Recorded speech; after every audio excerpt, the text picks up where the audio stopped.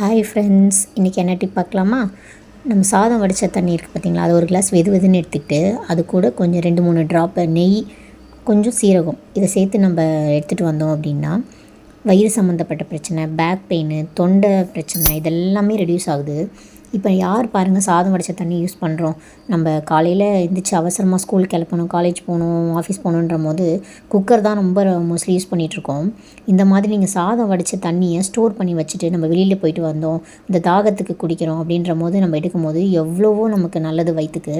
இப்போல்லாம் வெளில போனால் என்ன பண்ணுறோம் பார்த்திங்களா, ஐஸ் வாட்டரு, கேஸ் உள்ள ட்ரிங்க்ஸு இதை தான் ரொம்ப மோஸ்ட்லி எடுத்துக்கிறோம். அந்த காலத்தில் எங்கள் தாத்தா வயலுக்கு போயிட்டு வந்துட்டு நீராகாரம் தாங்கன்னு சொல்லி கேட்பாங்க. இப்போ எங்கள் பாட்டி இந்த தண்ணியை தான் குடிப்பாங்க. அவ்வளோ அவருக்கு இதாக இருக்கும். இந்த மாதிரி நீங்களும் யூஸ் பண்ணி பாருங்கள், ரொம்ப எஃபெக்டிவாகவே இருக்கும். நம்ம வயிறு குளிர்ச்சியாக இருக்கும், எந்த ஒரு இதுவுமே இருக்காது சைடு எஃபெக்டே. இந்த மாதிரி பாருங்களேன், எவ்வளோ சூப்பராக இருக்குல்ல. நம்ம சாதாரணமாகவே குடிக்கலாம். இதே மாதிரி நெக்ஸ்ட் வீடியோவில் பார்க்கலாம். பாய்.